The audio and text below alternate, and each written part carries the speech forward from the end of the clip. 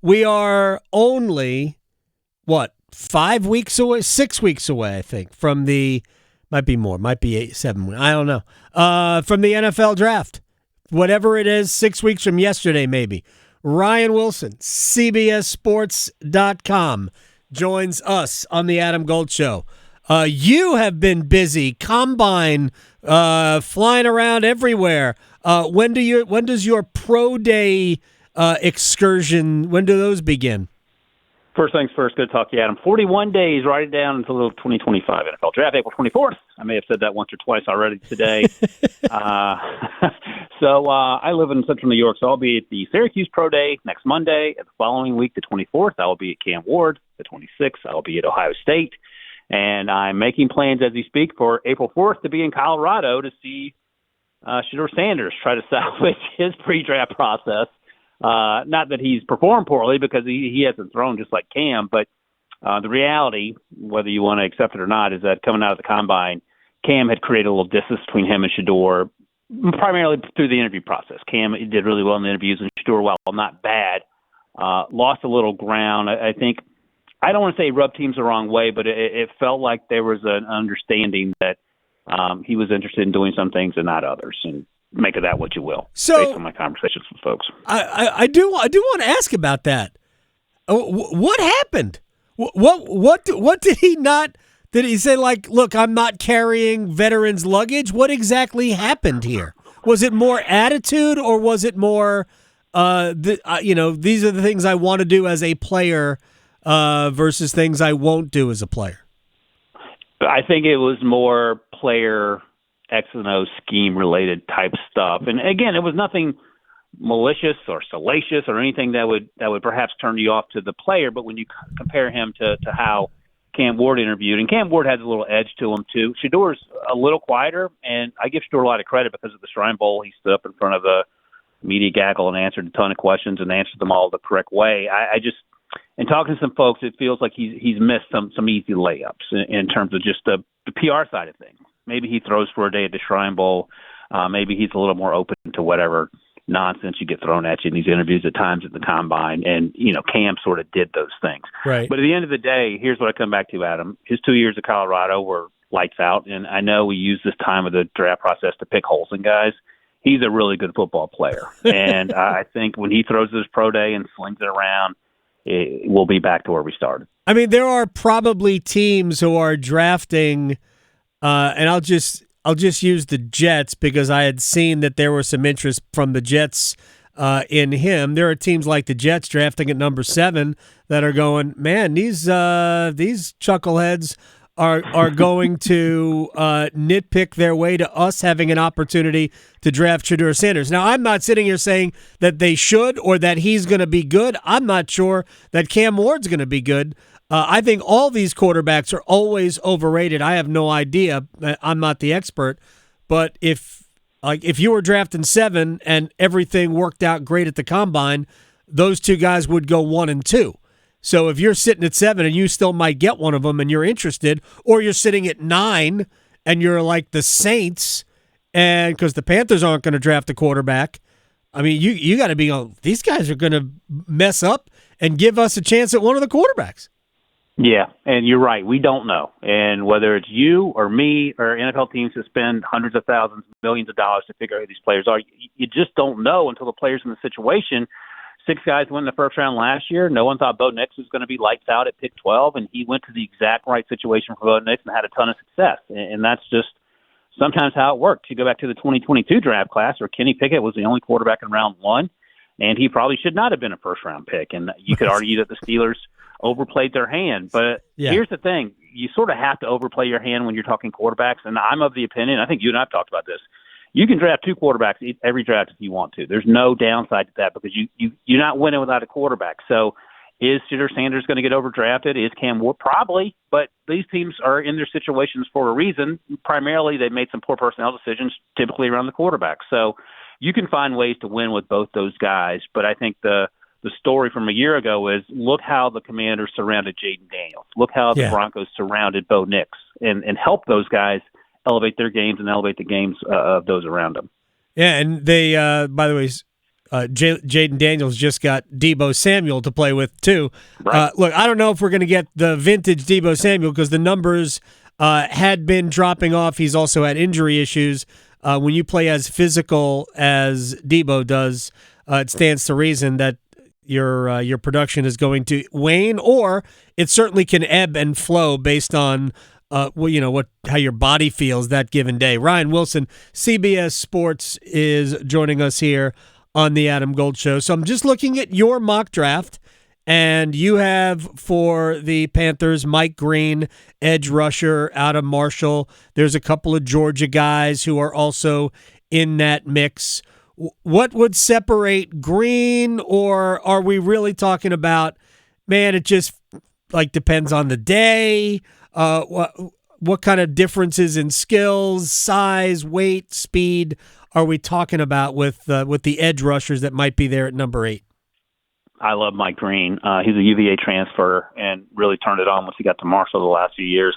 Now, he had some off-field things that he addressed at the Combine, and I talked to teams that didn't seem concerned about them, but we'll see how that unfolds in the coming 41 days. But in terms of what you saw on the field, and I talked to him at the Senior Bowl, and he's locked in on football and a pretty quiet kid from Williamsburg, Virginia, the same high school, it turns out, as Lawrence Taylor.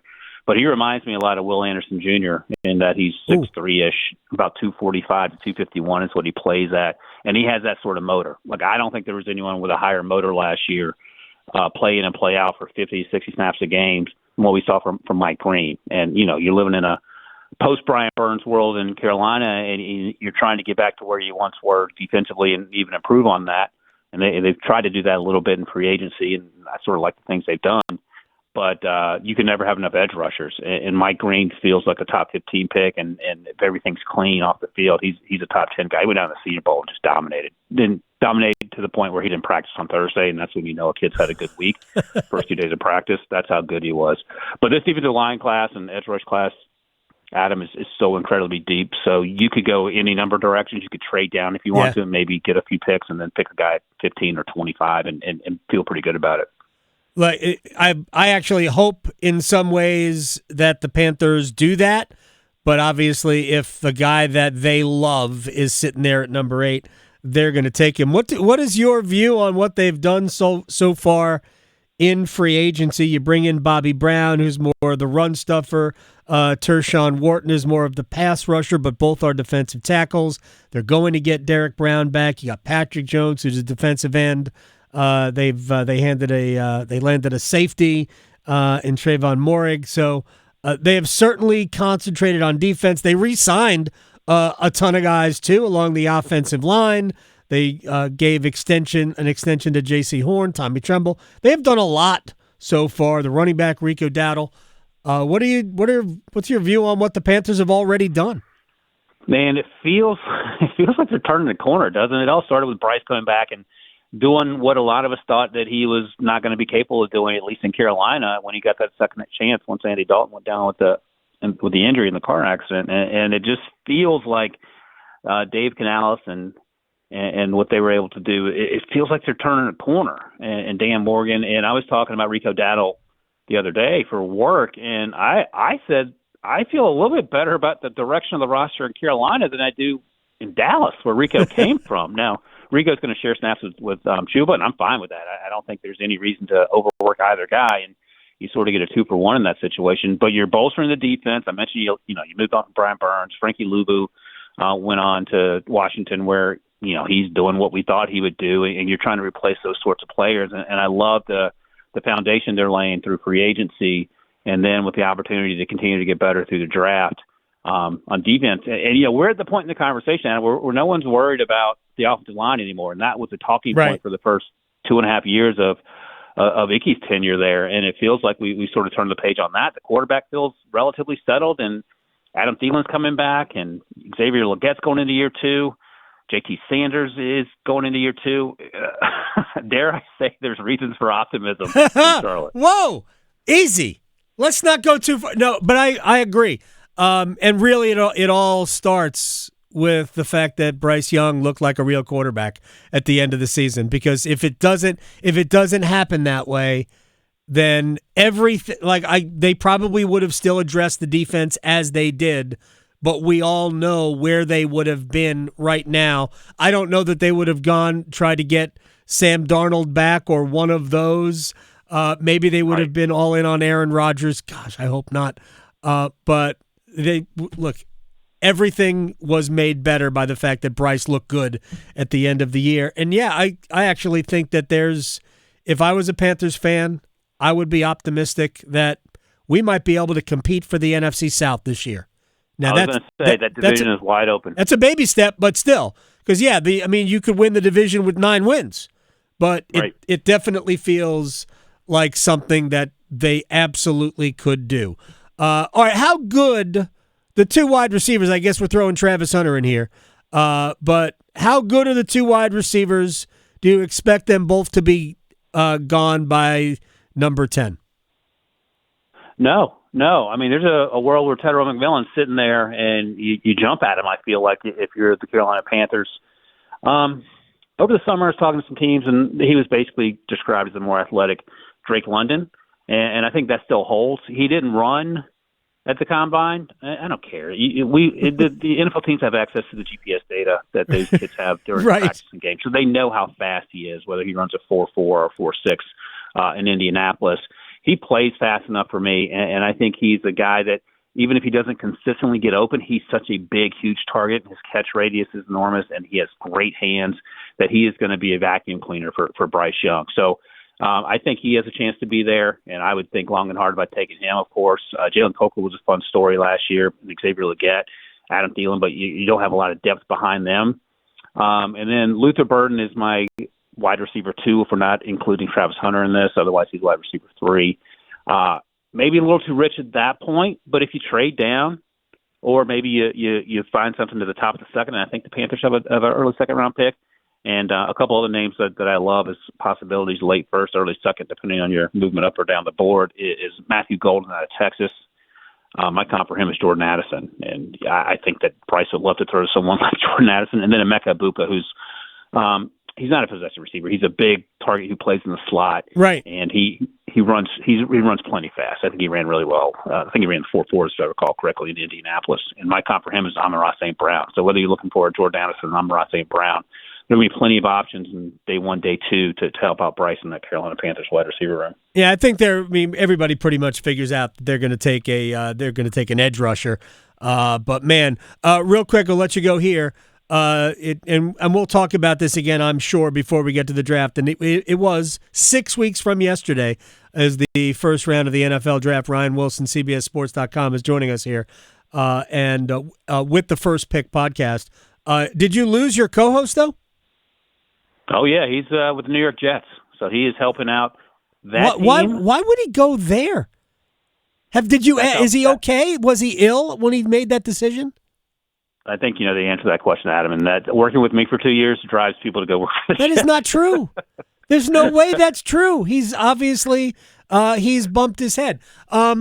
Which of the position groups do you think are the most full with, I've heard that the draft there's like a top 6 or 7 or 8 or whatever that number is, and then there's a drop off. But which are the deepest position groups in this draft? Edge rush, defensive line, tight end, running back. Even secondary, you can find some guys that can help you on day 3. So it's not the sexy draft in terms of wide receivers or even offensive tackles or quarterbacks like there were a year ago. Last year, 6 quarterbacks top 12, 9 offensive linemen in the first round, which is bonkers.